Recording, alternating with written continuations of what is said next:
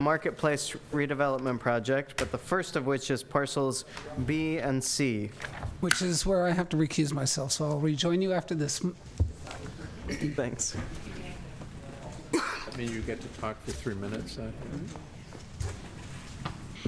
Okay, so before I get right into the project, I'd like to make some general housekeeping comments for this project and the two items that are going to be following. For all three items, we've got a couple of studies that have been commissioned. One is the traffic study for all three items. And we also have a design consultant, Arnold Marmarella, who is working with us to review the design. In particular, he will be focusing not only in the general design, but also ensuring that the unit designs are family friendly. And this is for all three units. The other general comment I would like to make is that I'm going to be extremely brief. I'm going to let the applicant go through the project because these are study sessions, they are evolving, they might be showing you slides which are a little bit different from what you have in your packet. So in the interests of time and efficiency to see how we can move this along, I'm just going to focus on things that concern staff and that what we want you to kind of keep in mind as we go down. So, Meru, who did you say is doing the design review? Arnold Marmarella, and he is present here. He's going to be listening to your comments, and he is available for any questions if you were to have it. Thank you. So, by way of introduction, I believe he's spoken to you previously, but Arnold was the consultant who helped us with the design of most recently, the ME project, which is right next to this site, actually part of this site, and also the Park on Powell project. So for all, again, a general comment, you have at this point seen several study sessions and all the study sessions that are on today at different points of time. You have also in December saw an overview of the master plan where the focus was on the streets, on the general circulation, and how different public areas worked with each other. This set of study sessions, we would like you to focus on the buildings themselves, their design, the unit mixes, the landscaping.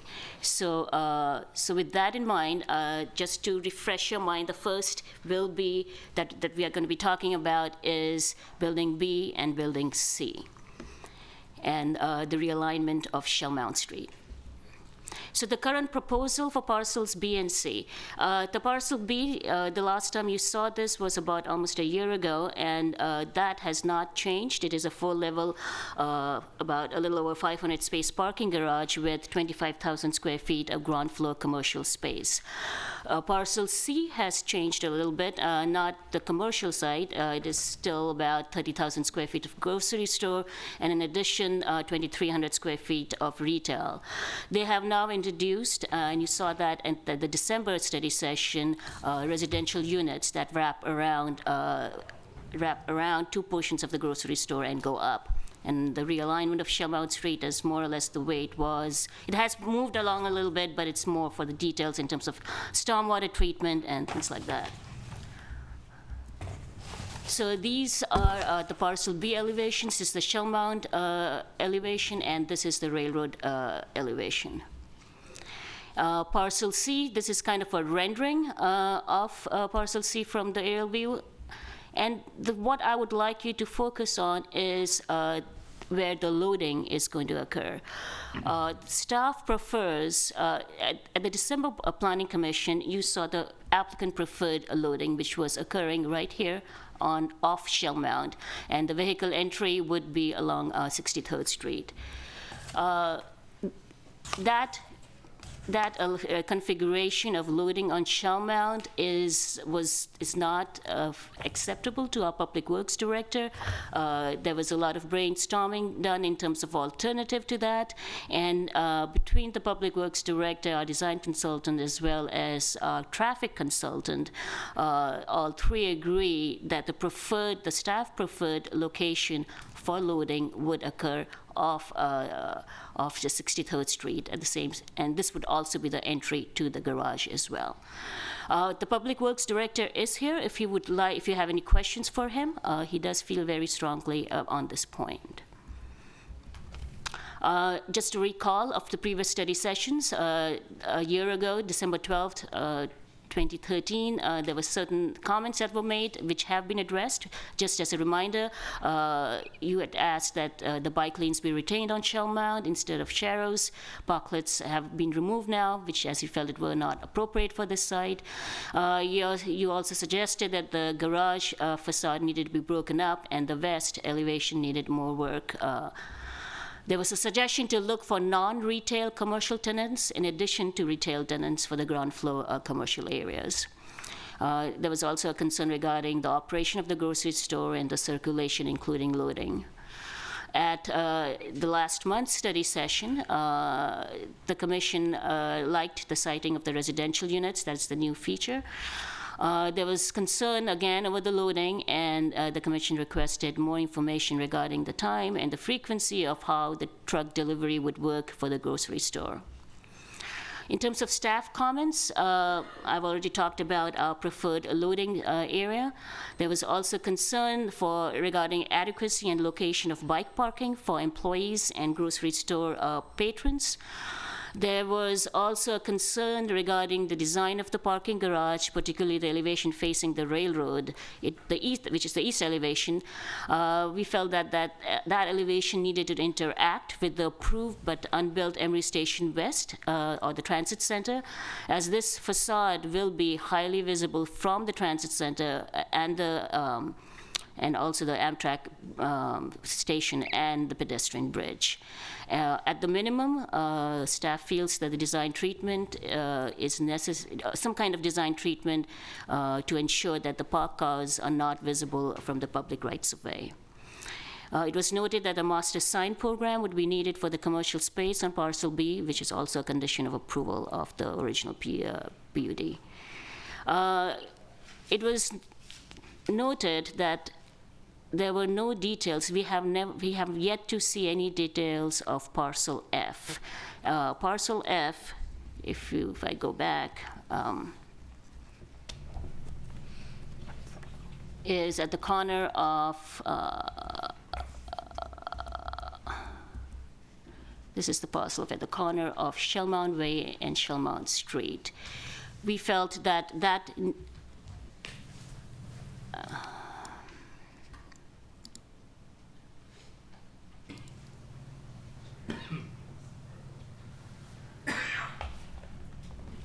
we felt that it was necessary to get some plans for the Parcel F because it may be forgotten and never actually get built. And we suggest that a requirement be made that the FTP for this Parcel F building be submitted and that construction undertaken within certain periods that can be determined as part of the FTP approval for Parcel B, Parcel C, and or Shell Mound Street alignment. So issues to be considered is to give us direction regarding the design of the garage and the retail building, same thing for the design for Parcel C, as well as your preferred location of the loading dock. And in terms of unit mix for Parcel C, as you'll hear, they have two options for the unit mix. One option has more and smaller units, and the other option has less and bigger units. I'm sure the answer to that question is pretty straightforward. And whether the Commission agrees with the suggestion to include Parcel F as part of the FTP approval for Parcel B, C, and or Shell Mound Street realignment. So that concludes my presentation. If you have any questions, I'll be happy to answer. Otherwise, we can hear from the applicant on their presentation.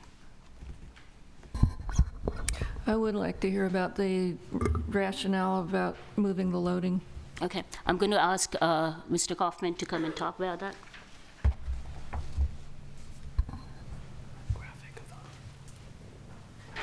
Do you need the graphic? I think I'm fine. I'll go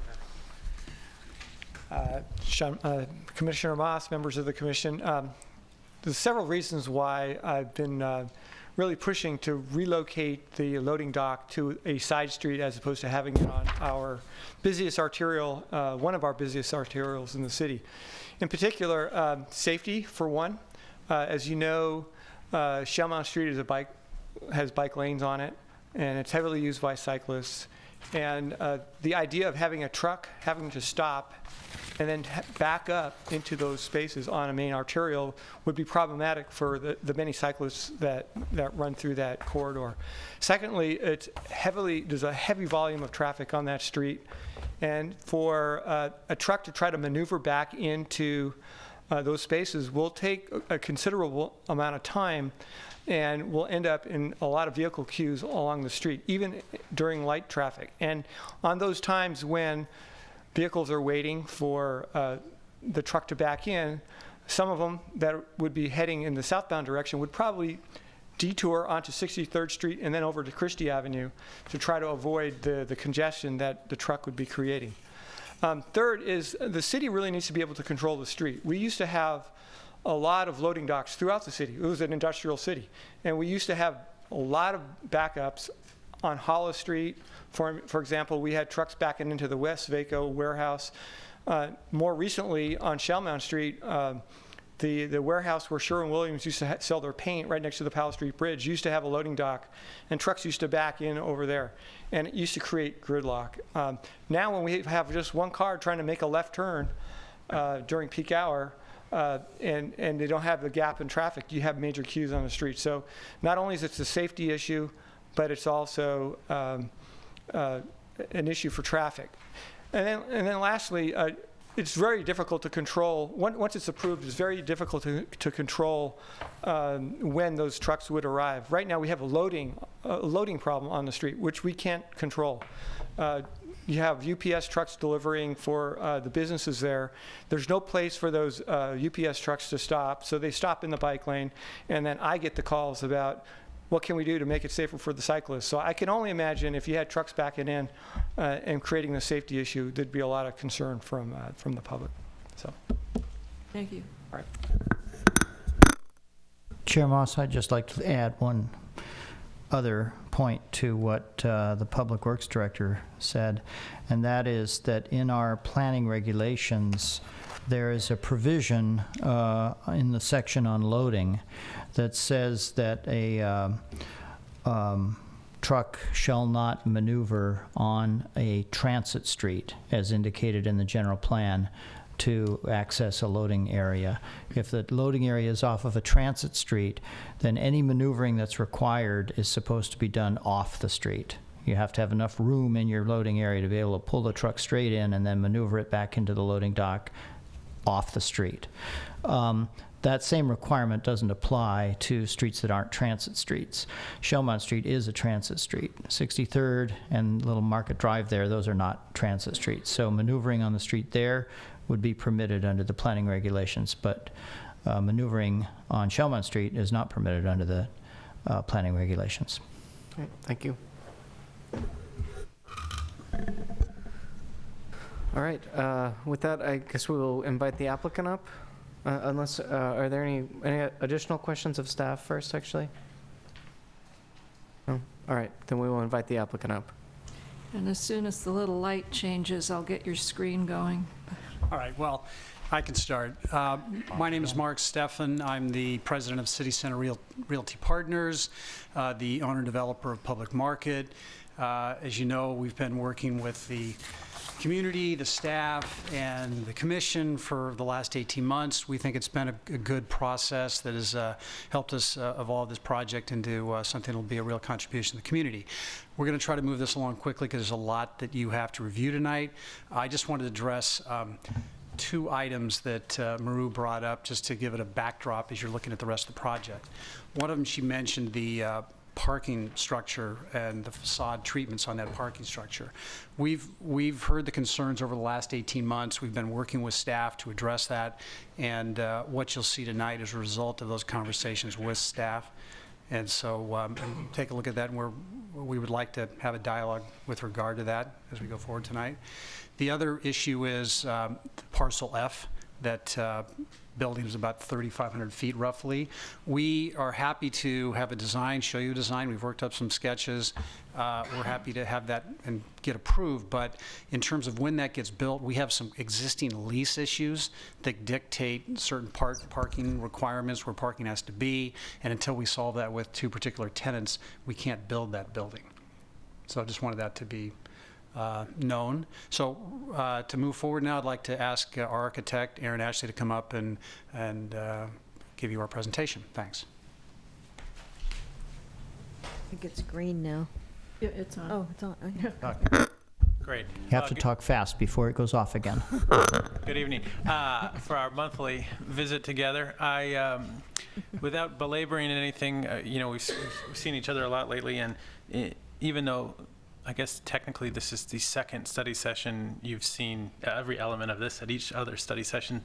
So in addition to Mark and myself, Zabe Bent of Nelson Nygaard's here if there are specific issues or questions about transit, some traffic, some parking, and bike lanes. Tonight, we wanted to just quickly review what we discussed together in December, focus on the Shell Mount Street realignment, Parcel B and Parcel C.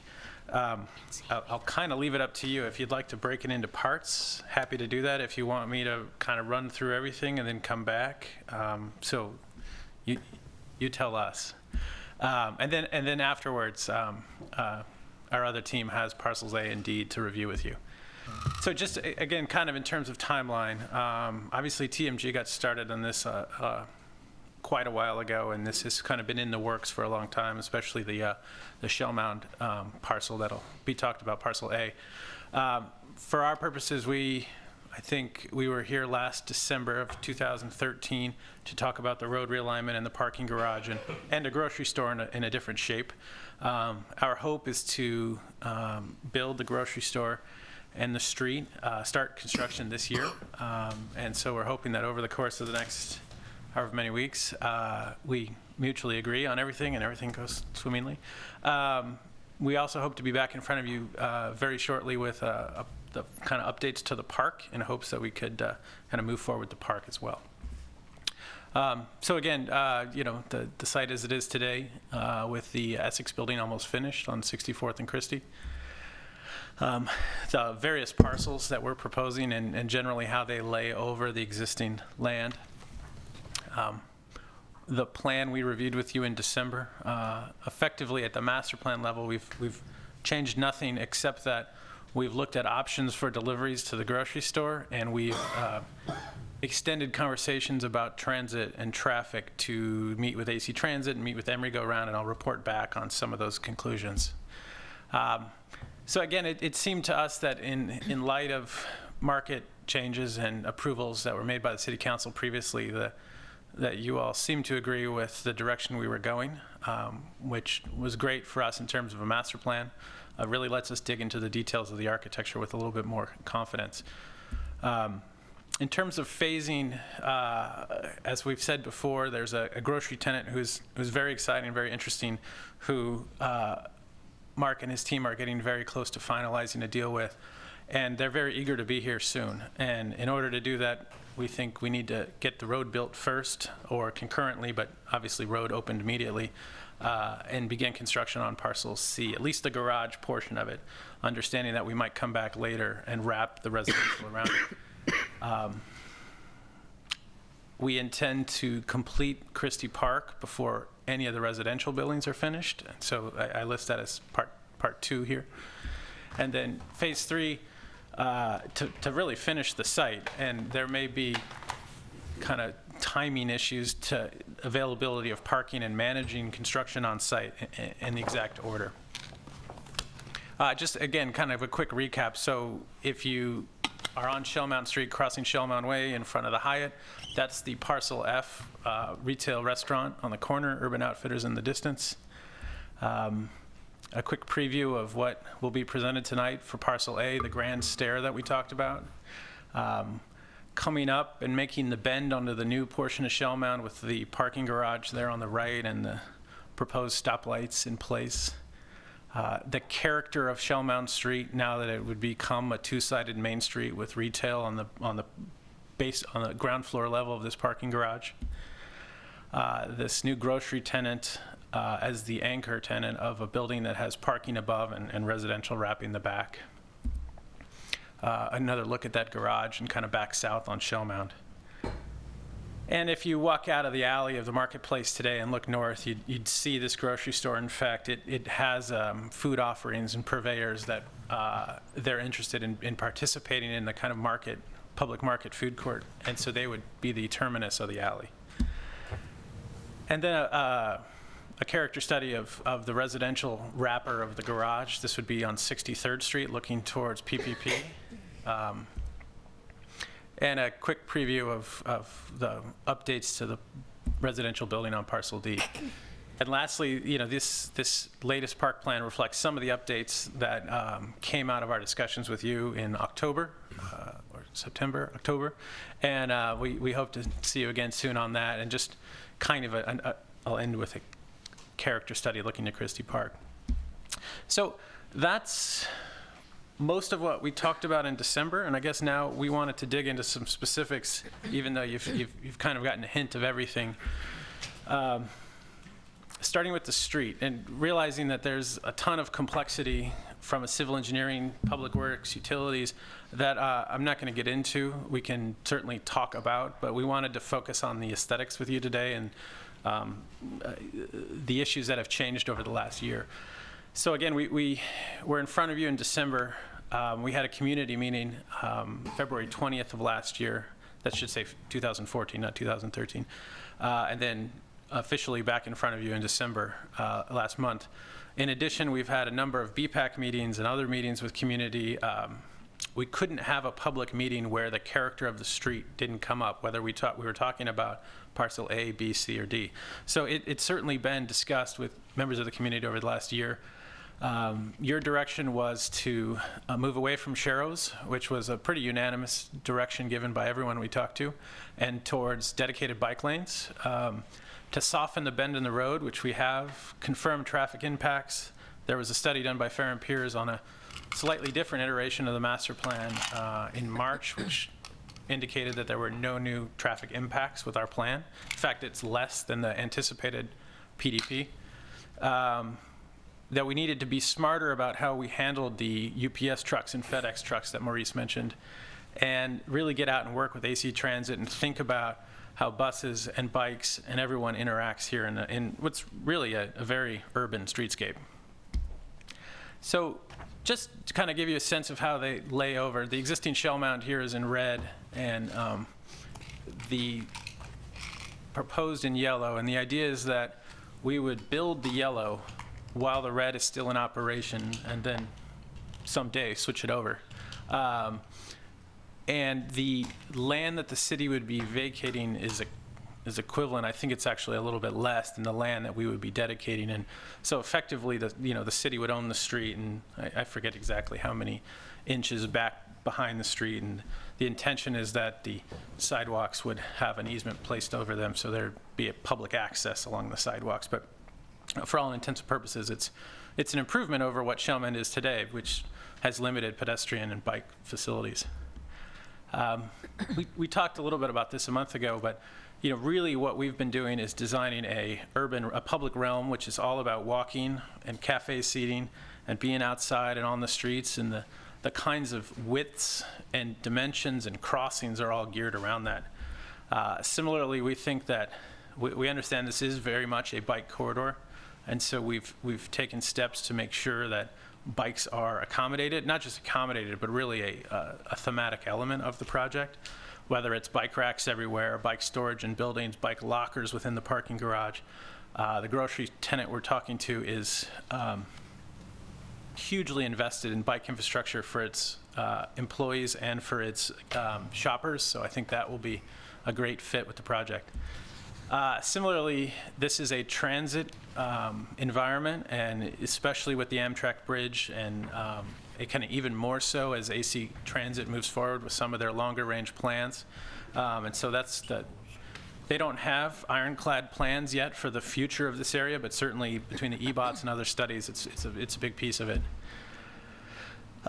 Just a little bit on specifics. So there's only so much room between the train tracks and the existing office building and the retail building. And so it's really about how do we effectively manage that dimension to create the kind of walking and cycling environment that makes sense. And to that end, allocating pretty significant sidewalk dimensions. And a little bit of this is different from the last time. So there's an 18-foot zone in front of the parking garages at the top of the street, on top of the screen. That would be effectively the sidewalk, of which 10 to 12 feet is always guaranteed for pedestrian throughway, and the other 6 to 8 feet is given over to pedestrians kind of every other tree. So we have to do stormwater treatment, LID treatment, which cannot be done in a tree well because the trees would break through the treatment barriers. So those happen at the end of each parking spot, and there's only so far the water will flow on a flat street. Anyway, too much information, but there's a live oak, legacy live oak, kind of paired as you go down the street, and then parking in between them. But the effect is this: it's a generous podium level. The retail is 17 to 22 feet. So really, as far as the pedestrian's concerned, there is no parking garage above. It's the intention is to have a significant tree canopy, and that 6-foot bike lanes would. I mean, you think about the travel lane is 11 feet, the bike lane 6 feet. So I think in the hierarchy of things, we're doing quite well. So do you lose it on your screen too? No, we can see it here. Okay. You can see it. I can see it. Relative to the shell mount design guidelines, the picture on the right is from the shell mount, or is from our project. The pictures on the upper left are from the shell mount design guidelines. So this is an allowance, I think, in the guidelines where they're tight on space, we can do the parking between the trees, and we've taken it one step further and done parking between LID planters and trees. Unlike the guidelines, we're not doing it repetitive, we're kind of doing it every other. It's a little small, but generally speaking, the sidewalks are a minimum of 10.6 with 7.6 to 8 feet for either hangout space, sitting space, or parking. A piece of this that we talked about last month was how do we create a transit hub? How do we bring people over the Amtrak bridge down to the street and onto a bus and or bike share? And the direction we'd prefer to go, and it was certainly agreed to by AC Transit, was a bus bulb, where effectively we create a cycle track behind an 8.5, 9-foot swath of land, and on that, and that keeps kind of the bikes out of the stopping bus, and the bus would stop in traffic at a bulb out, at a bus shelter, and then proceed. Now, as we got into it, AC Transit currently runs south, and so this bulb would be for them, and the northbound bulb would be here.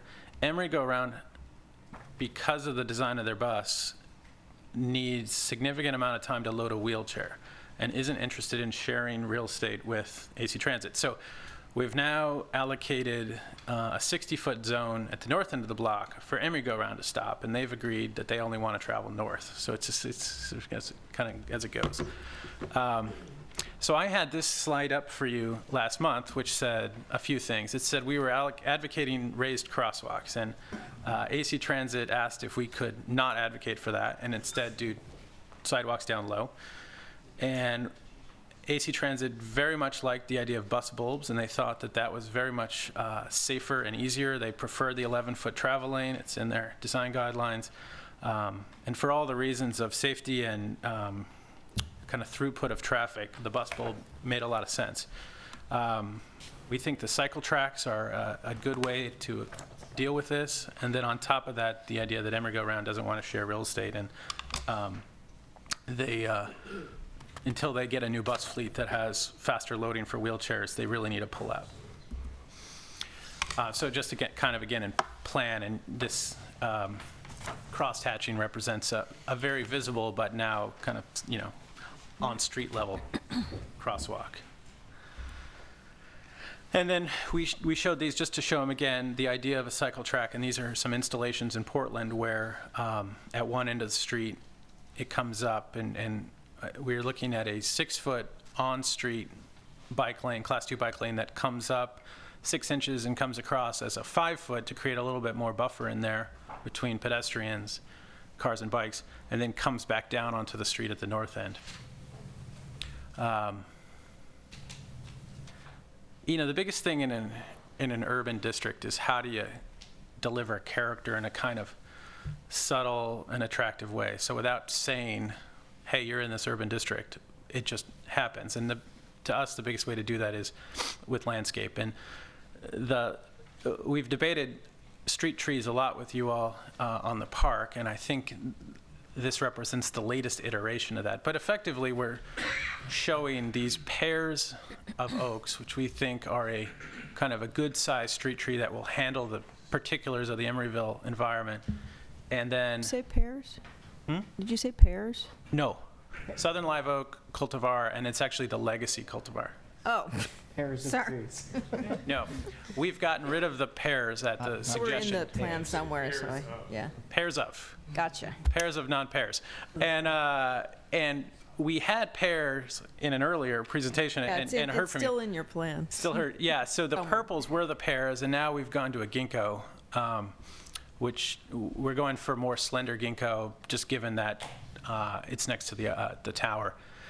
And then really using the Tristania as the kind of the neighborhood tree of the 63rd Street along the residential side of Parcel C, and then across the middle of the park, incorporating the New Zealand Christmas trees somewhere else. But we can kind of talk about that a little bit more. So anyways, the idea is a district that's exemplified by its street trees. We've talked about these before. So what that means on the ground for pedestrians is, so this is the office building as it exists today. Pete's Coffee is right here. A new crosswalk that comes across to the lobby of the parking garage, has a little cafe on the corner. The intention of upgrading the paving at that to really make it feel like a plaza, to incorporate sitting areas between the street trees, to have a sidewalk treatment that's concrete banded in brick, to use a Corten tree grate, to use planters, shade trees. And so the image in the lower left is kind of standing here looking at this corner, the net effect. Over the year, we've evolved our palette of street furnishings to be consistent with city standards on bike racks and lighting. We've introduced, and trash cans, we've introduced a few things like benches where we have a city standard, we have a kind of enhanced version in plazas. So I can stop there and answer any questions, or I can keep going. We'd like you to keep going. All right. Parcel B. So, the big idea when we got started here was we're trying to replace, on an 11-acre site, surface parking with structured parking and convert the surface parking into higher, better uses. And to do that, we really felt we needed a parking reservoir, and that parking reservoir had to be pretty big. There's about 1,100 parking spaces out there today. So breaking up the length of the garage, so we've looked at phasing, we've looked at other ways. The current thinking is that we're actually kind of overbuilding the amount of parking above the grocery store to buy us the time to build everything out and get this parking garage built. And then once we do that, we can build the residential around the grocery store, and it all kind of balances out. This requires dependence on shared parking and thoughtfulness about how you manage parking, and I won't get into too much of that. When we saw each other in December of 2013, it was a more monolithic garage than what you've seen today. It was actually 18 feet longer. The back of the garage was wide open. It was just cable rails with some vegetation trained up it. And there really wasn't there was only one way into the garage for cars. So since then, we've broken the garage, and it really kind of reads as two buildings separated by about a 30-foot plaza. And then we've changed the plans to So that's that gap there, and this comes into it's not conditioned, but it's covered and a secure vertical circulation between a deeper retail area, 60-foot depths, and a 55-foot retail area. The intention is to anchor the ends with restaurants and a cafe in the middle, and taking advantage of that southern sun. Circulation at the two ends in the middle, vertical circulation, each with an elevator and a stair. So no matter where you park in this, block-long garage, you're ready access to ground. For a lot of traffic reasons, a left-hand southbound turn at the south end of the building backs up a lot of traffic, so we've incorporated an entrance and an exit at the north end and an entrance and an exit at the south end. So if you're going to I-80, you exit the north end of the building. If you're going south, you exit. And then like at Bay Street, you can drive through this on the ground floor. And so there's all loading zones for UPS, FedEx, and so forth in here, as well as fire truck access through. And then we've got some car share, preferred carpool parking, and some bike storage in the ground floor of the garage as well. We've also, at another planning commission hearing, talked about, the UPS guys will never use that back there. So we've also allocated one of the areas on the street for, it's right here, for short-term deliveries.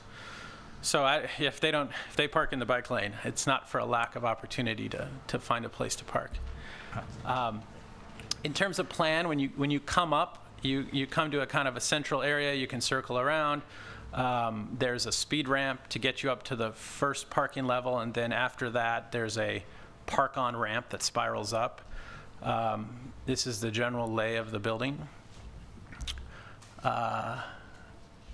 What we've done, if you've ever gone to the top of a parking garage and had an awkward time turning around, this is all about usability to make people want to come to the retail destination. So this lets you circle around and go back down. So again, this is about lots of vertical circulation, ease of use, dimensions built around ease of use, and it's all about getting people in and to the street level as fast as possible. In section, as I mentioned, we have a 17-foot floor-to-floor at the north end of the garage, a 22-foot floor-to-floor at the south end of the garage, is kind of due to the ramping. But this also gives us great space for restaurants and retail. In summary, it's 537 spaces. It's been studied as high as 660 and as low as 450, but we think this is about the right size given the uses on site. We're showing about 25,000 feet of commercial space, including 3 restaurants, cafes. There's a plaza, and at either end, to kind of work with the restaurants, an expanded sidewalk area that would accommodate on sidewalk dining. And then the project as a whole has a whole host of transportation and transit management policies, and I think we've shared a report with you before, but the garage itself is the reservoir for electric vehicle charging, carpool, designated parking, and car share opportunities. So again, kind of what it looks like as you approach from the south, we're looking at a metallic scrim, not unlike some you may have seen in Miami and other places. The south half of the building, we'd like to use a series of scrims. This is a photo I took in Miami a few weeks ago at a Frank Gehry building that has had a lot of success. Really is kind of a very effective device. And the north half of the building, we thought we would take a slightly different approach and use a concrete skin expressed, kind of a concrete frame with a scrim, kind of a screen put in there. And these are not the porosity of the new garage at the MacArthur BART station. If you've driven on the 24 overpass, you can kind of just see right in. These are about 4 times the mesh. It's kind of, I've got a quick sample we can circulate, but it's quite different from that garage. The back of the garage, the railroad facade of the garage, sorry, geez. We, as Mark mentioned, have gone through a number of options, and a year ago, it was perhaps too unsympathetic. It was an open cable rail and some vines, and we've looked at a way to shield the cars with the concrete stem walls, and then incorporate call it corrugated. It's really an undulating metal panel system that would give it some texture and provide further shielding. And you know, it's 450 feet or so. It's trying to find a way to harmonize the scale of the railroad tracks and the scale of this building with the surroundings. So this gives you a sense, and I think when you see it in perspective, and when you see it obliquely, like you'll see it from the pedestrian bridge, it's much less open than if you see it from straight on, but in no way should you be seeing headlights or any of the issues with cars. And this view also gives you an idea of how the landscape treatment's intended to really screen the north end of the garage as you come south on Shell Mount. So I guess, Yes. did I miss something where along the railroad, we have the gray and the gray rectangles, and then the blue is open? Or is that where the screen is? I'm confused. Yeah, you can go back to that. Yeah. There you go. So the white is open completely? So the white is open completely. The gray up to 42 inches is concrete. So how would you not see cars? I'm confused. Well, you wouldn't see the hood and the headlamps. You'd see the. Because there would be a wall roof. that's higher. Yeah. Okay. It's like a parapet wall.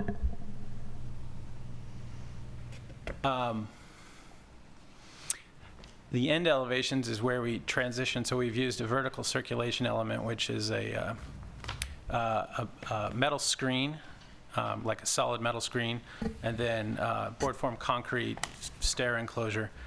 And so the east elevation wraps the corner, dives into the stair, and then the west elevation picks up there.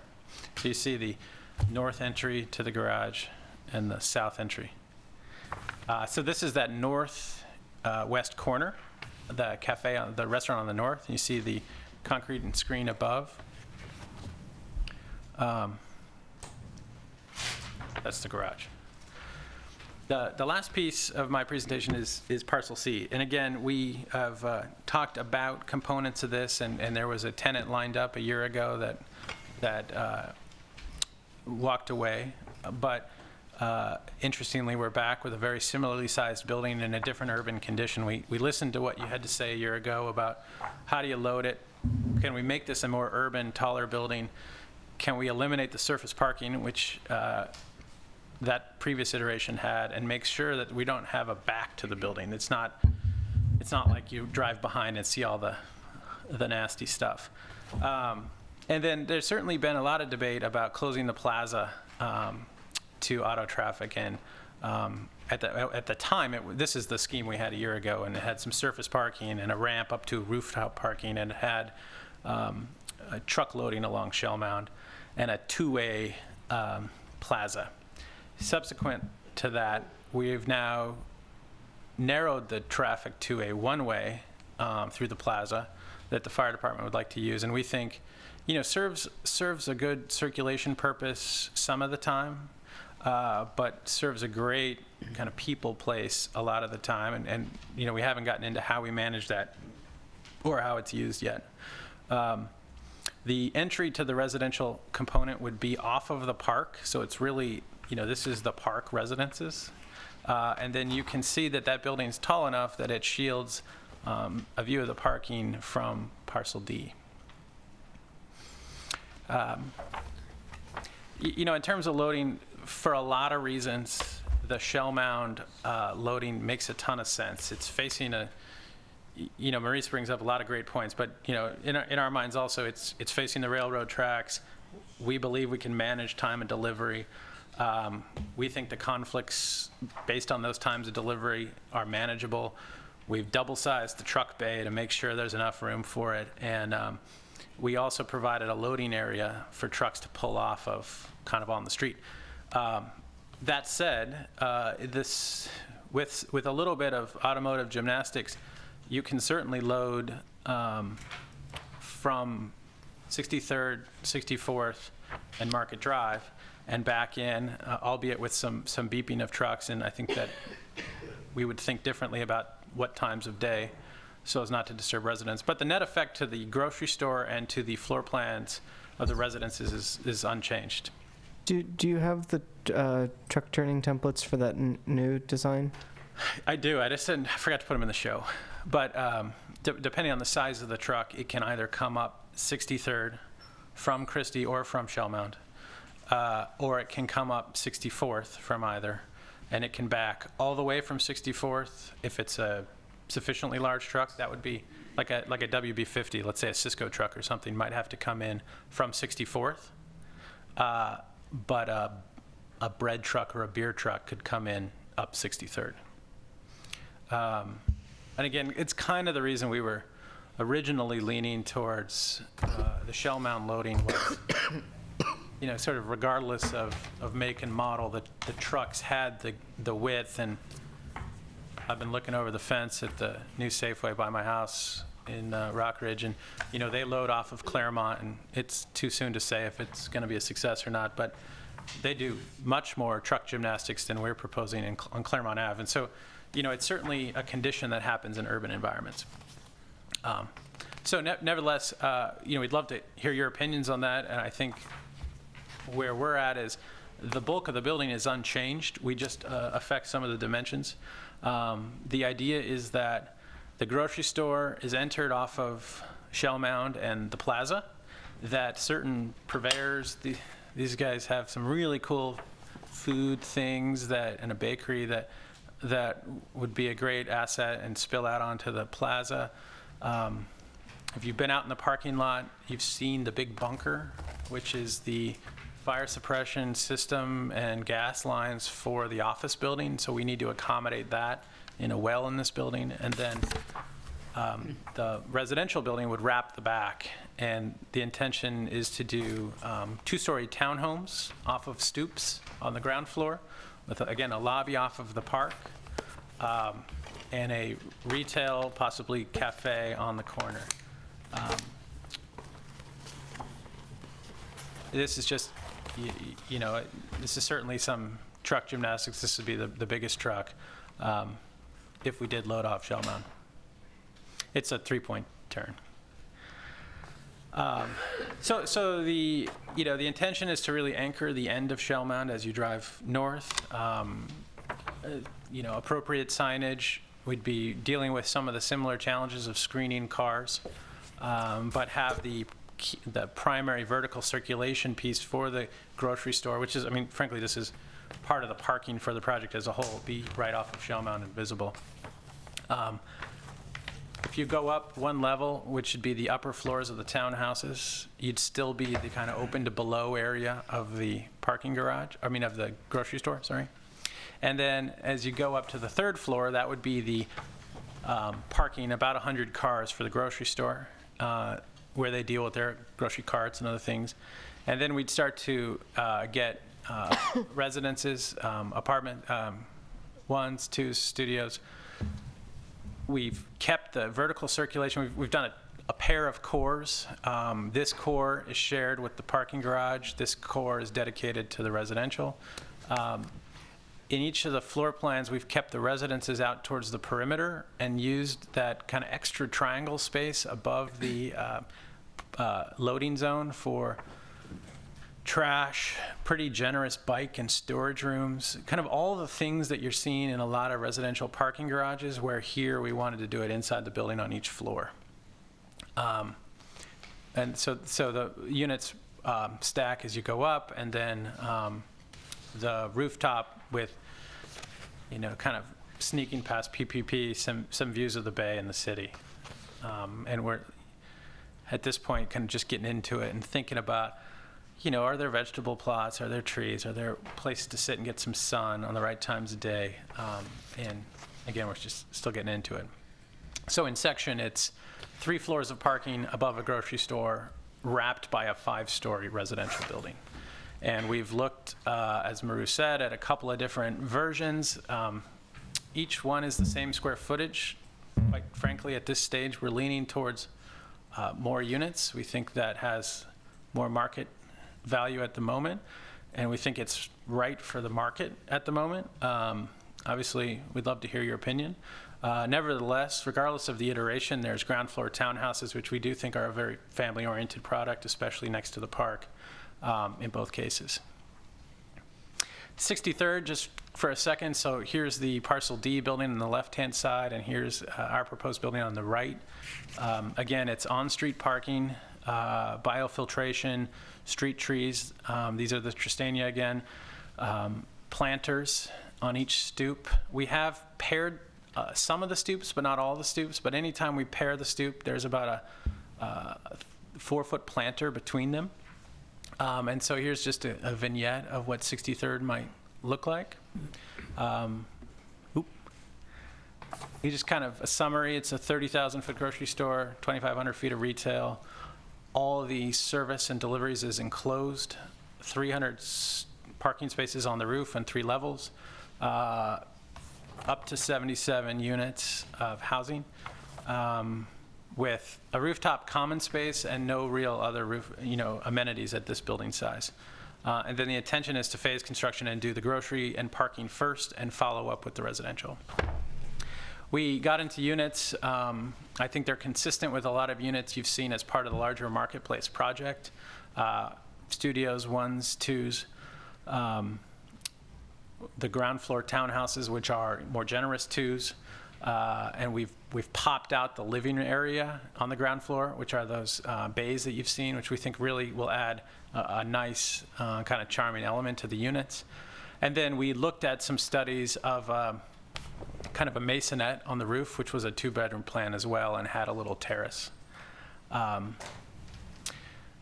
we've looked at a lot of, in terms of the aesthetics, this is our proposed view of 63rd Street. So you're seeing a mix of brick, of stucco, and then a metal panel, whether it's standing seam or another. We're still kind of looking into it. This is a building that I saw recently in Seattle. This is a building under construction here in Emeryville that we really like the glazing of, and I was impressed at the price they got it for. So we're definitely thinking that some of these kind of Portland, Seattle, Bay Area precedents are appropriate for this. Again, so the idea of 63rd Street, the bay for the townhouses, they get a little bit of a stoop. The 3rd floor units, the living room takes advantage of that, and then on the 4th floor, they get these units get a porch, taking advantage of the top of that mass, and the 5th floor units would have the potential for a little terrace in front. So we're trying to take advantage of this 63rd Street being a great residential street, and understanding that, a lot of the time it's pretty nice to be outside. The plaza elevation, so you see the height of the residential building here on the left with the potential cafe retail shop here, and then the parking over grocery. So in spite of it looking, and it's kind of small on the screen, that's a 23-foot floor-to-floor, clear for the grocery. So I think, in terms of verticality, again, like at the garage, we've got in order to accommodate the tenant, a very generous floor-to-floor, which makes the actually the floor-to-floor on the townhouse units very generous as well. And then parking above.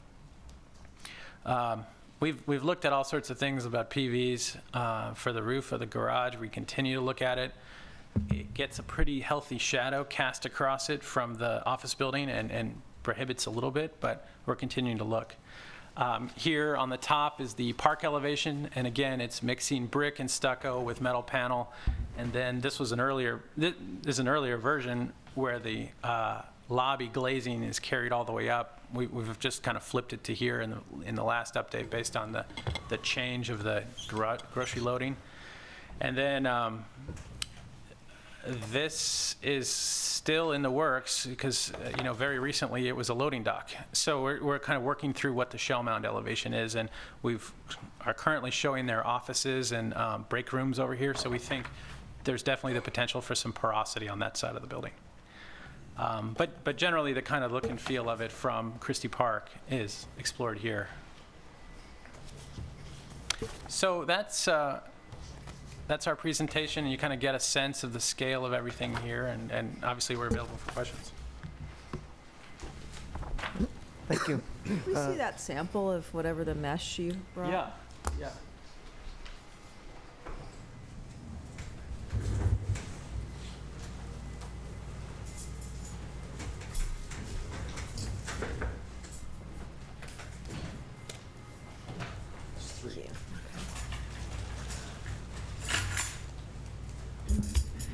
So the idea is to mix the mesh, and we need to obviously do a little bit more testing, but the density of it as it reacts to the light gives you a different impression. It's really terrific obliquely. Even the wider one, when you see it as you walk down the street, it has no porosity. And when you see it head on, it's a little more porous. So we're envisioning using the denser mesh wherever you can see kind of perpendicular to the garage, like where Shell Mound bends. And then the wider mesh would be intermixed where you really only see it obliquely. But I was really, it's really, first of all, Miami is like the center of parking garage innovation, and it's really kind of impressive to see how effective this stuff is.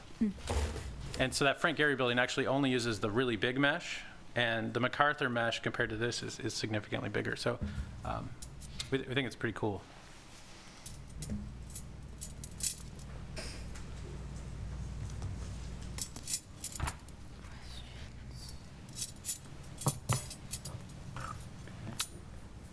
Any other questions for the applicant? Gotta take things apart. I've got some questions. The crosswalk at the garage, like sometimes, like in different images, it shows up at different places. Is the intention that it actually align with that little plaza? Yes. Yeah. No, I lost the screen. The thought is that crosswalk is really, it's kind of shifted left or right about 10 or 15 feet over it kind of goes left and it goes right, depending on how the garage is shaken out.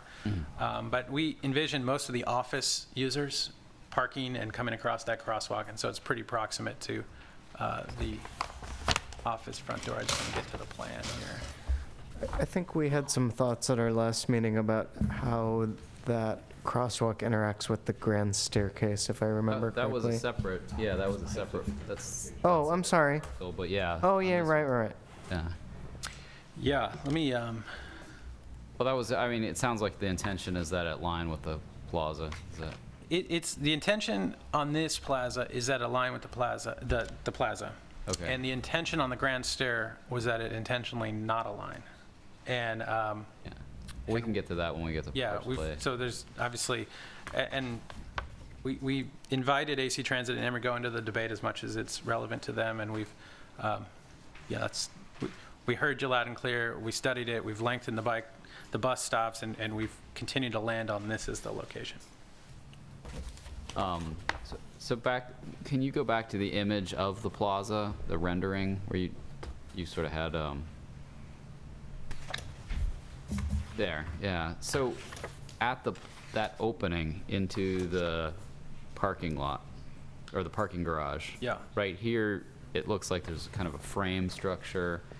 I'm guessing that's maybe a mesh. No, it's glass. Oh, that's glass. So Yeah. on the elevations, it's called out as a mesh, and it doesn't show a frame structure. So I'm just trying to understand what that. We looked at two things, and we're kind of keeping the two things that I'd love to hear what you have to say. One is a kind of a tempered lobby with glass or plex above, kind of going up. A second is same tempered lobby, but with more of an art mesh. We talked about having an artist kind of do an installation here, and so I've defined it in as much as I can envision it at the moment. But something that is interesting and dynamic that gives some enclosure to the garage. So, I don't think we've landed on that. So that's around the front of the garage? No, Or it's is it around- literally in elevation. It's just 30 feet between the two masses. Then, do you the parcel C? Do you have any elevations of the building after phase 1, prior to phase 3? Not today. We sort of driving over here, I knew you were going to ask that question. No. You know, the preference would be to leave the garage open till it vents, and then when we do the wrapper, complete the walls so you get a solid wall to the garage. We would like to utilize the ground floor, the grade, to start to get the streetscape improvements and parking in temporarily. I mean, certainly the intention's not that there's a huge delay between the two, but. And then just in this rendering right here, can you explain what the materials are on that garage? I mean, is that concrete? Is that like integral color concrete? And then what are those panels? Yeah, so what we're showing here is obviously a metal storefront, kind of dark bronze color, a deep awning, 12 feet or so, metal and glass, a metal belt course, effectively, a conditioned lobby, or a tempered, let's say a tempered lobby, so you're seeing glazing going all the way up on the lobby, with kind of metal mullions. And then here we're showing a metal vertical between what we are picturing as either a charcoal brick or a stucco masonry structure. So I don't know, we're kind of keen on a couple of office buildings near our office minted, and another one just gave themselves a paint job, and there's a kind of coolness of this kind of gray stucco, which I think is kind of on brand with the color of the garage. So anyway, and then these are solid metal panels that would block the car. Like corrugated or something like that, or what's the... Yeah, we're honestly, we're kind of looking at a bunch of ideas, and we even got a couple more we can debate. I think we're looking at ways to allow this thing to vent naturally as much as possible and be on brand with the rest of the building. So right now we're looking at a metal panel in front of a kind of a concrete barrier.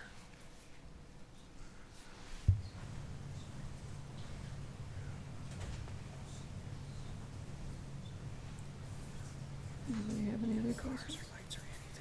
Any other questions? Not right now. Right, thank you. Thanks. All right, with that, we'll go ahead and open the public comment for this item. So if anyone would like to speak on the marketplace parcels B or C, please come forward.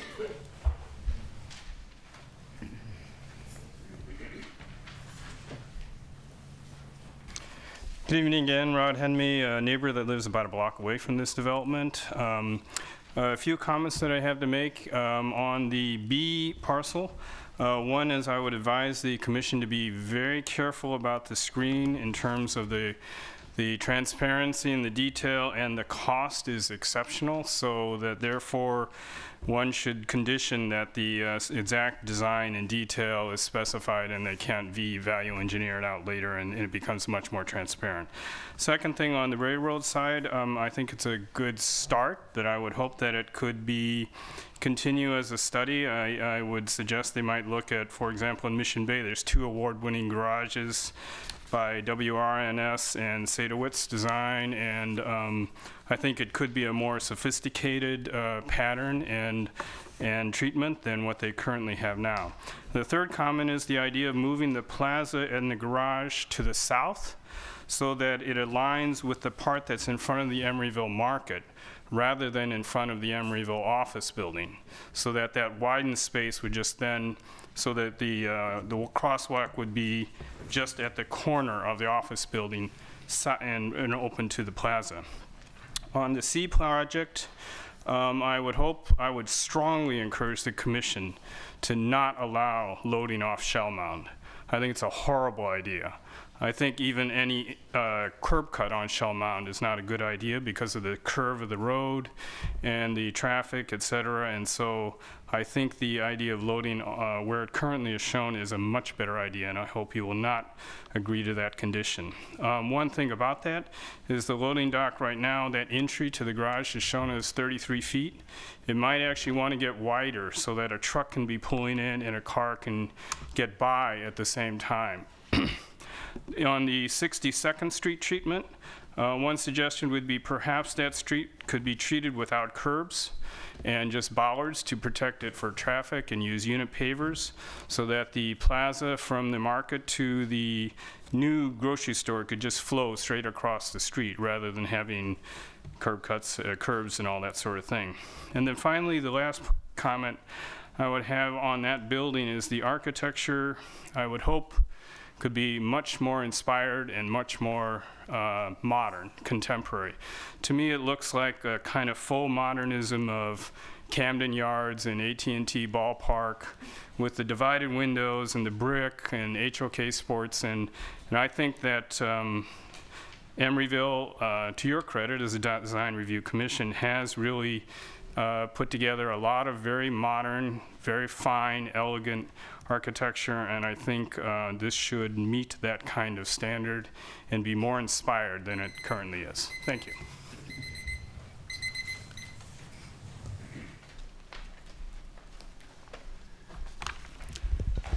Good evening, Chair Moss and Commissioners. Stephen Keller, resident at PPP, and I'm going to take the opposite approach, as you know, and what I have written to you is I believe that the loading should be on Shellmount Street. As a person in that neighborhood who has to endure the railroad horns and et cetera daily basis at all times, the parking garage or the loading dock makes no sense on the 63rd Street. The beeping that's going to be created when even its truck puts its gear in reverse, it starts beeping, and then through the duration it goes into the dock. It's going to be between 3 5-story or taller buildings, so the beeping will be incessant. It'll be inside everybody's house because they're right below that. And if it's illegal by the zoning that we can't use Shellmount Street, I don't even know why we're looking at that as an option.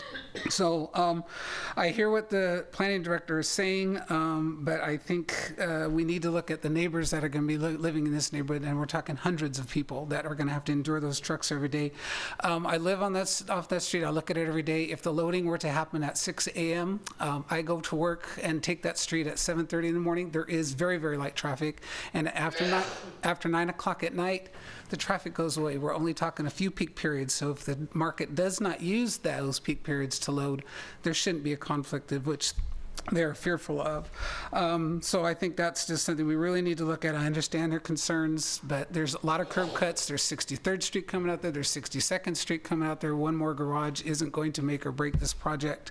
And I think quality of life issues are what we've got to really look at here. Secondly, I don't care for the eastern facade of the parking level. We need to do better work on that. And on the Shellmount Street side, the southern exposure on that curved wall looks way too glitzy. It's not something that's really indicative of this project. So I really hope that we take a better look at that.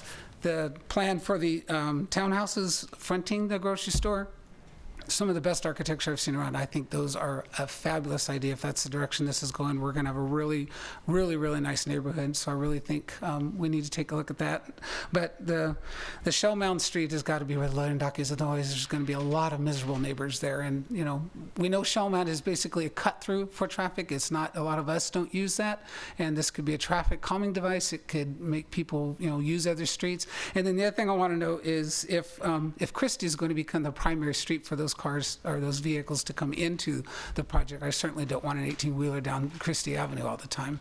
So they need to, you know, tell us, are they going to be able to access that 63rd Street access from Shellmount, or are all these trucks going to be coming down Christie? And then that dock is not big enough to handle a lot of cars, so are the bread trucks and the beer trucks going to be parking outside the parking or outside the loading dock to load their products because they can't get in, because the illustrations show one 18-wheeler will block that whole thing. And as it's pulling in, it's going to block cars. So thank you.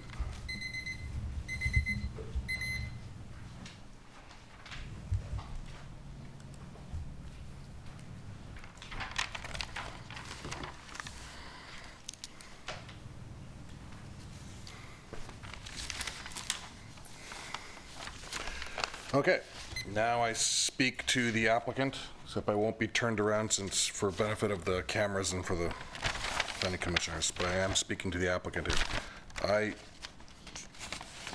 I strongly recommend you shop this project around town more than you have. Specifically, you should make a presentation to Residents United for a Livable Emeryville. That's the premier citizen activist group here in town, also known as RULE.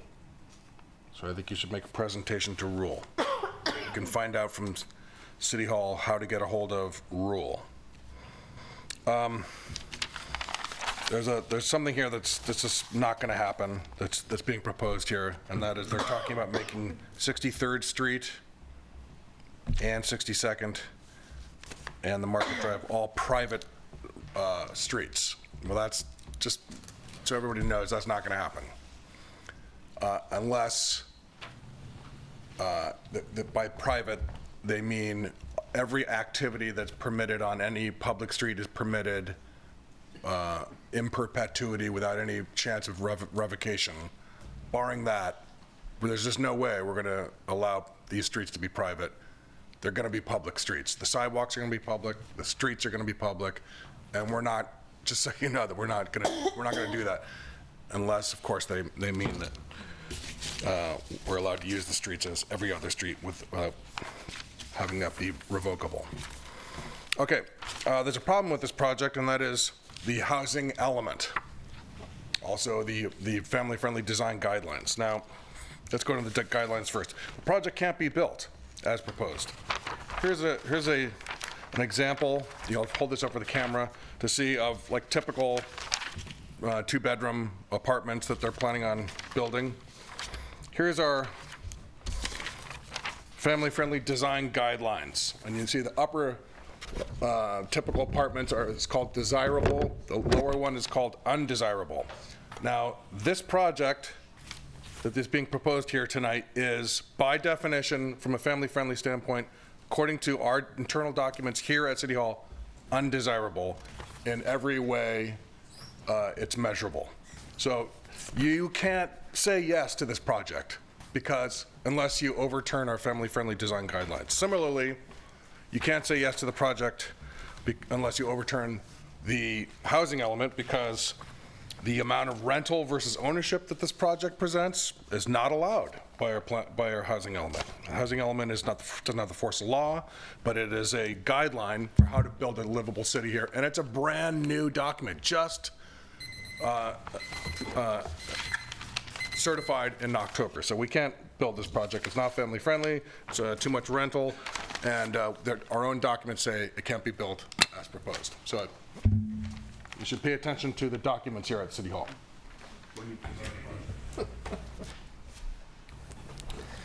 Is there anyone else who would like to speak on the marketplace parcels B and C? All right, seeing none, we'll close the public comment. And you're gonna get us started? Okay, so I'm going to start with B, and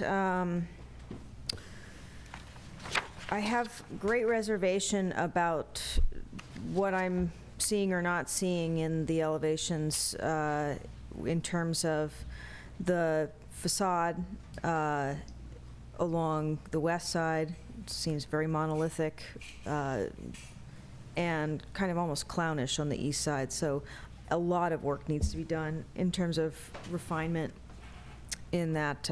And also this building it's not cohesive with the rest of the project that's being proposed.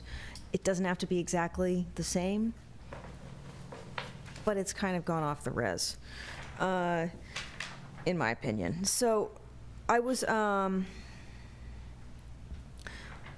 know you guys probably talked about this on last month, but I was not here. And the truck loading, it seems like I'm happy to see that there's truck loading on both sides of the street, but I'm wondering if that wouldn't be just the case all the way along. It seems like we're putting in 4 parking spots or very few parking spots, and making all these back bends to have them in there when we need places for buses to pull out and we need loading. So let's just get that handled and skip the cars parking in front of the stores, in my opinion. But there may have been some other discussions about that in December. I'm not sure. Well, they did say that loading for those stores would be behind them.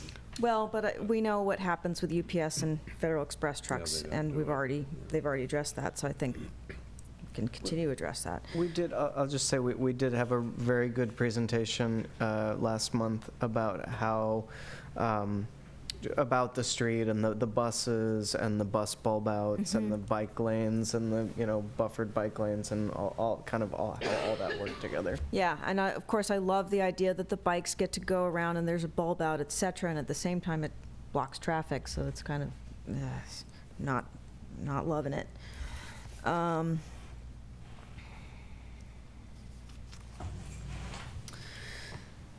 So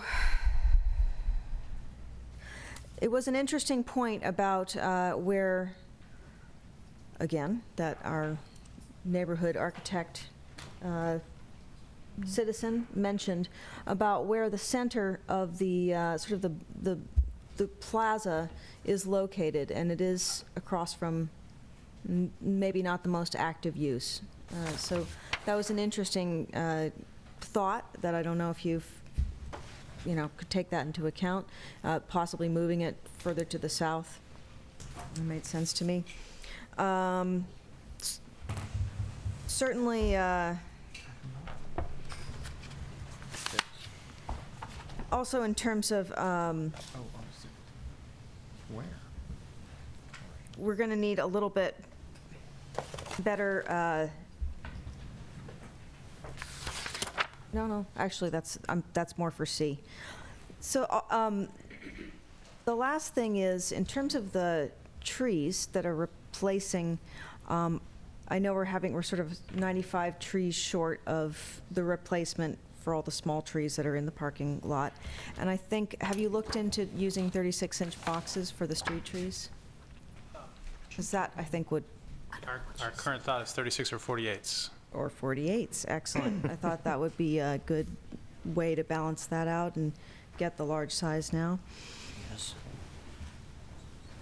And then in terms of C, parcel C,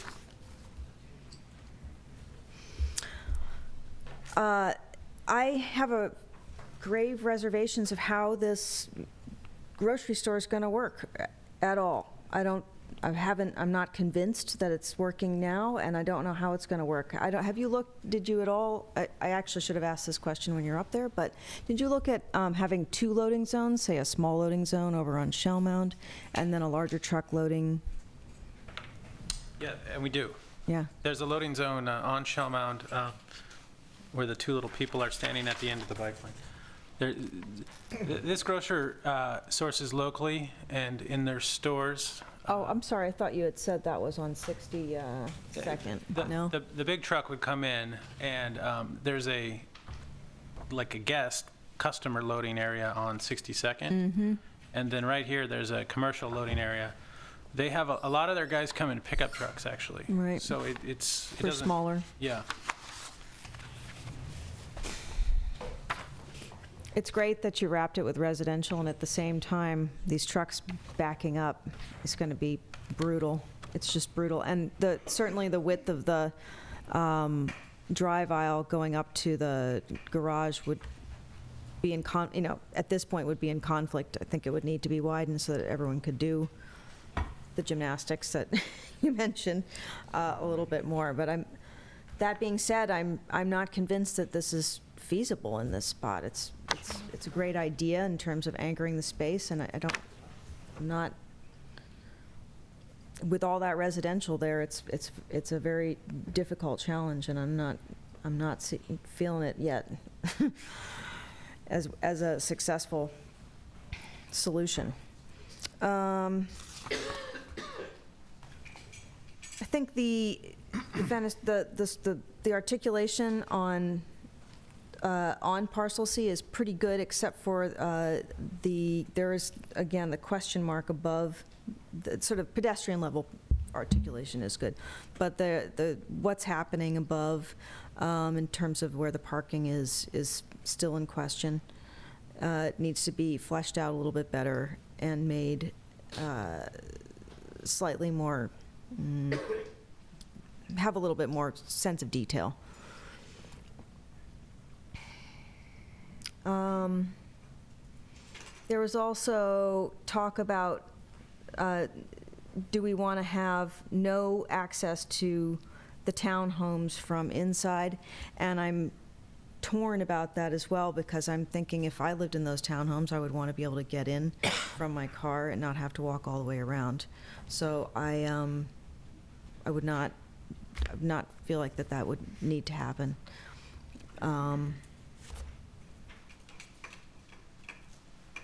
And that's about.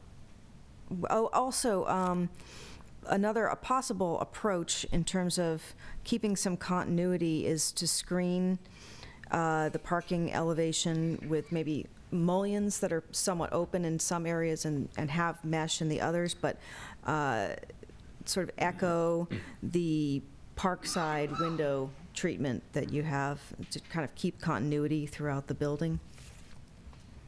And that is what I have for now. Well, my concern is, again, the delivery trucks. And I have the misfortune to live in a third-floor condominium at the westernmost part of 8, and I'm adjacent to Trader Vic's. And I hear their trucks beeping and backing in.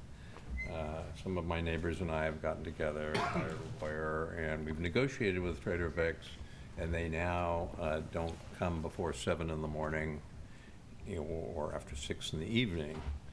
But during the day, when I'm home now as I'm retired, I still hear the noise of it.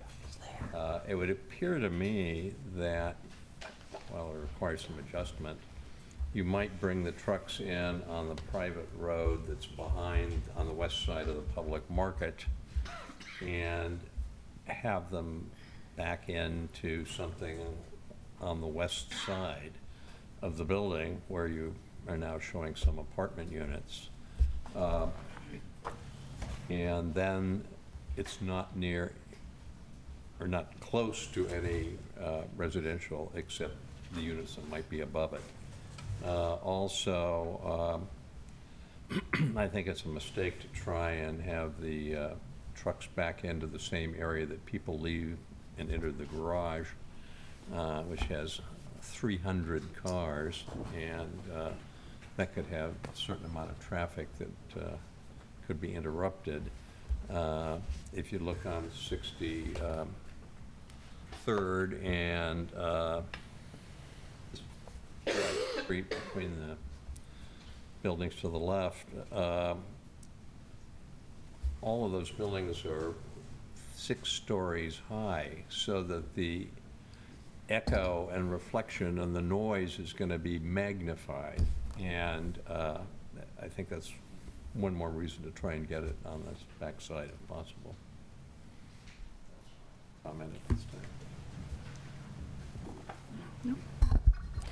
Yeah, I think you have a real puzzle with the loading on the store. I was thinking that it made much more sense to load from Shell Mound, but I think that the Public Works Director's comments convinced me that that's not a reasonable solution either, given the safety concerns and given the traffic congestion concerns and that, because I know that there is a very high volume of traffic on that street, although I would imagine it might be reduced a little bit since it's going, the street's narrowing and it's getting more pedestrianized.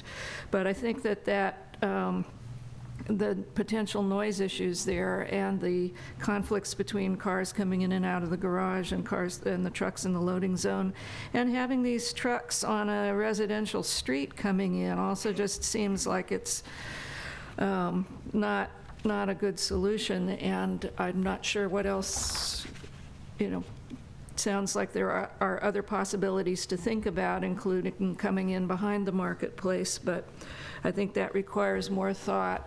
And like the other commissioners and other people have said, I think that this is an opportunity, if you're going to do structured parking with screens and use those metal screens or some other kind of screening, it's an opportunity to do something that could be an art piece or an award-winning piece. I mean, I've seen ones with punch metal panels that are scenes. You know, I'm thinking of one that I saw in Copenhagen that looks like cars parked up 5 stories, but it's the punch metal screen instead. It's just, there's a lot of opportunities to do things. And even if you're going to put in 48-inch box trees along Shell Mound, it's going to be a while before you're not seeing this vast expanse of parking above the level of the retail. So that has to be something that's done in an interesting and creative way in order for it to work and not just look really austere or really garish. So I'm looking forward to seeing some really creative solutions on that. I too thought it was an interesting idea to look at moving the plaza area closer to the rest of the commercial retail across the way, across from the marketplace entrance.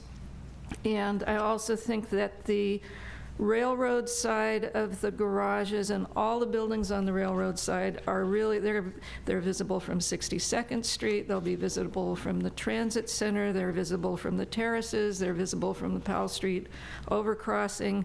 They just have to have more attention than what is being paid on this rear end of the rear, back side of the parking garage.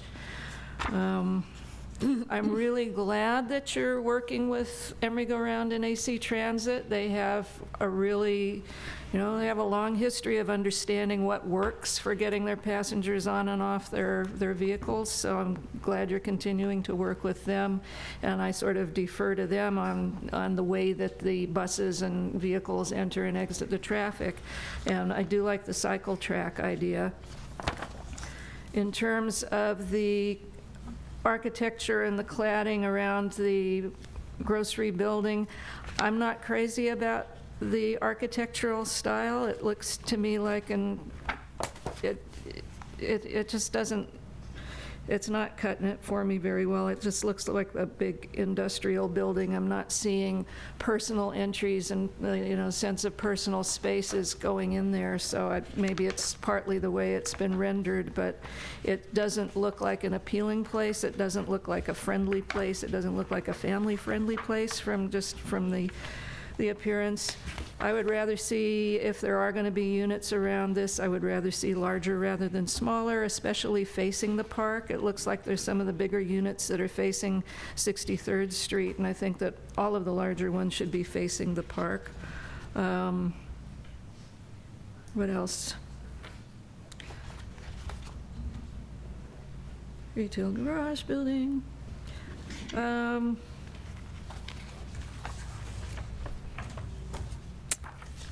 I think that I've been hearing other good comments. Might be nice to green up the alleyway that leads towards the garage, the little plaza, a little bit more with some more ground plane planting.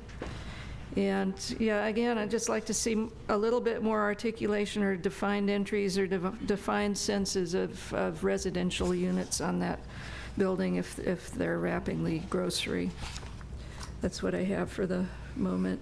And I'm glad to hear also that you're looking at the photovoltaics on the roofs, because there should be something aside from parking spaces on the roofs of these buildings, because those roofs are also going to be visible from different places around, from the taller residences, from the taller towers, and from a lot of just different angles. So making use of that space for something other than top floor bare parking is a good idea.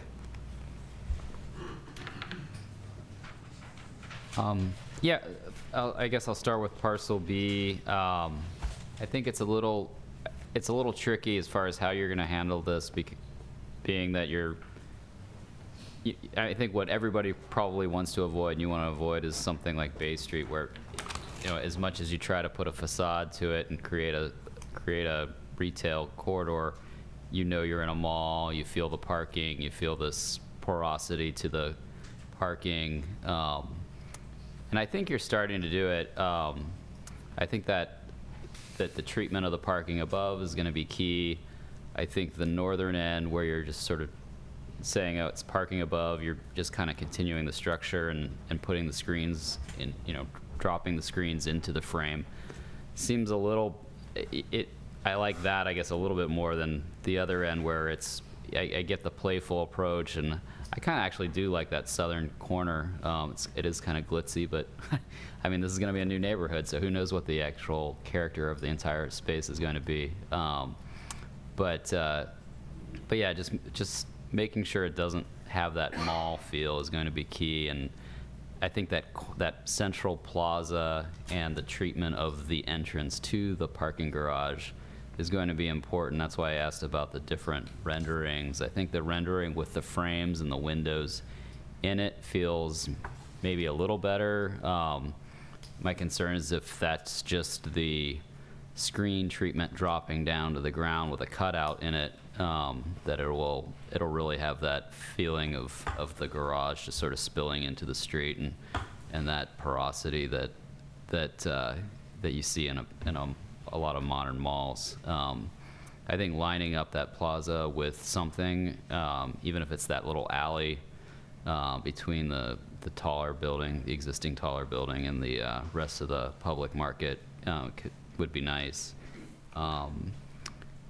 And then, in a couple, both in parcel B and parcel C, I think a lot of the, the southern portion of parcel B and the parcel C grocery facade, I think how, that's why I was asking about the materials. If this is sort of like a charcoal brick or a gloss, like a glossy charcoal brick or something along those lines, I think it could be really nice. If it's plaster and it's not done right, it could start to feel cheaper. And so, I think how that work, what materials you're using is really going to dictate how well that works.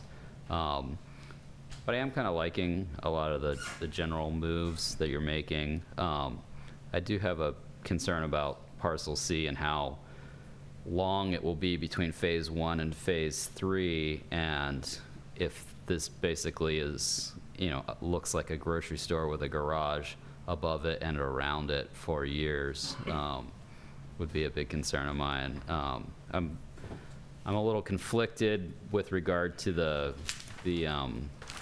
loading area for parcel C. I like the idea of taking it off of that portion of Shell Mound because it opens up the possibility of having, like, you have the break room and the entrance through there. And I think that along with the ability to have, I had a lot of concerns about the continuity to, which one is it, parcel D along Shell Mound, and how to really connect that. Now that you've got the lobby on that corner, I think having just sort of like a little plaza there and some porosity and human action happening right there on the other side of that wall with windows can make that connection, definitely help that connection. But then at the same time, trucks trying to back up into that space, and all the sounds that are associated with that echoing in that sort of canyon that's being created. I can see that being a big problem. So that's something I'm sure you'll figure out over time. Let's see here. Yeah, and definitely like seeing elevations of the grocery store or the parcel C before the wrap of the residential wrap would be important. And yeah, I think that's it. Oh yeah, back to the unit design. I mean, I agree with some of the comments that have been made by the public. Basically, some of these unit designs are clearly set up to be, a few people who are friends, who are basically kind of dormitory style for adults, living situations, and not really registering as family friendly. So I'd like to see some of those transitioning towards something that puts more importance on the common spaces of the units and maybe reduces the sizes of some of the bedrooms. Yeah, thanks. All right, I'll start with parcel C. I really like the architecture of the wrap portion. I think maybe of all the buildings, we have tonight, this might be my favorite one, architecture-wise. I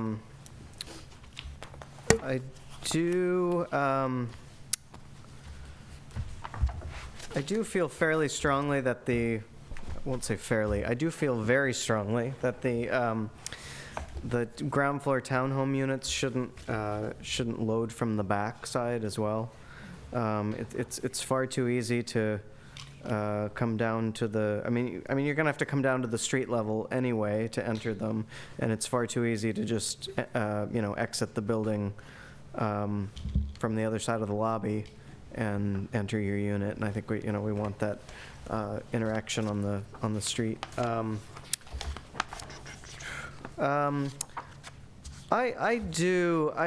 mean, it's really a trade-off. I can see both sides of it, but I think I have landed that I prefer the loading dock in this new location. It's really a trade-off to me between screening it, which is always a real big challenge, and and the possible impacts of it, but I think that can be managed. I mean, I think in either location, you're gonna have some impacts to it. And I think in either location, it can kind of be managed in different ways, but, so I've sort of landed that I like this location as a way to screen it. What else? So I guess that's, I'm gonna ask this question again, since I'm on parcel C, I guess. Is there, I can't remember if I asked this before, but, and I don't know if this is a question for staff or the applicant, but is there a reason that there needs to be vehicular access at all on 62nd Street? Besides emergency vehicles? Besides emergency vehicles, right? Vehicular Yeah. access to what? Oh, you mean just, do vehicles need to go through there at all? Yeah, I mean, well, do we even need emergency vehicle access, I suppose? I don't know about that, but from a circulation standpoint, I don't think it's really necessary. There is, it is shown as a local street in the general plan, for what that's worth. The fire department also wanted access on that street. Okay, So that was one of their primary concerns. okay. All right. That's sort of what I was getting at, so, all right, so on to parcel B. I agree a lot with Commissioner Coomerly's comments that I think we have a long way to go on this. I think it still looks like a parking structure, and I think we don't want it to look like a parking structure.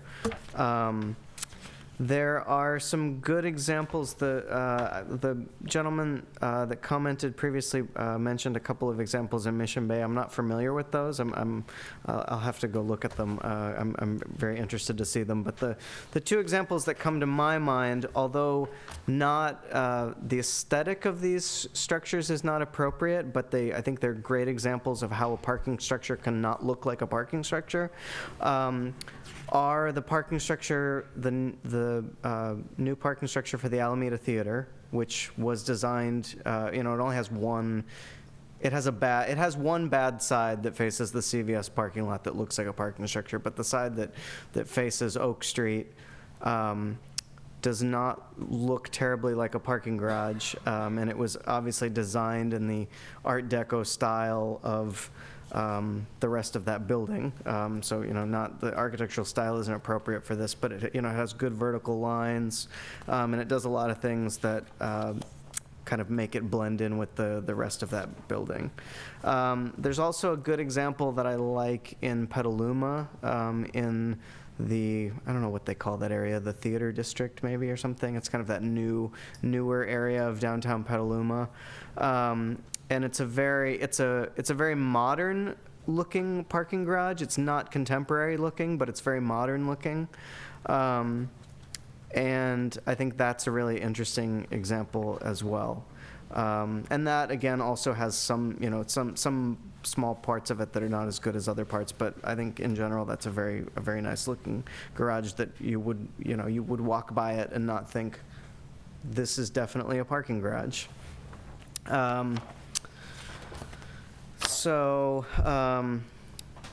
Yeah, I'm not sure. I mean, I don't want to give you any specific guidance, but I don't want to design your parking garage for you, but I just think it needs a lot of interesting architectural elements that read like a building and not like a parking garage. I think right now it's very monolithic looking, and it's very horizontally oriented. I think it needs something to break it up a little bit and make it more vertical, and to make it less monolithic. So I think I will just leave my comments there in the interest of moving on and getting on with the other study sessions. Chair I Moss? just have a couple of brief things. One is that I don't mind it looking like a parking garage as long as it looks like a really good parking garage, because that's what it is, that's what it's there for. And I do also want to emphasize that the units should be designed to be family-friendly and have more attributes that work for that. Thank you. Chair Moss, could I just make one comment? Just a little information for whatever it's worth. I just want to note that there are residents proposed adjacent to the loading dock location on Shellmount Street as well. There would be residents along 63rd Street and across 63rd Street, and also along Shellmount Street on Parcel D. So, wherever you put the loading dock, it's not going to be too far from residents who are going to be able to hear it. The other thing I want to note is that at Bay Street, it's not exactly analogous, because in that location, it doesn't have ramps that serve the residences, but the major loading docks at Bay Street are in the big building that the movie theater is in, and they're right there inside as you drive into the parking garage, you're going past the loading docks. So somehow they've managed to work it so that the trucks come in and maneuver and don't seem to interfere with the car traffic, although I have run into a few traffic jams there with trucks backing up, but it's not very common. They've managed to make the parking and the loading areas work together, so I think it can be done. They're much larger, though. Yeah. Thanks. All right, with that, I think we will move on to our next study session on the marketplace.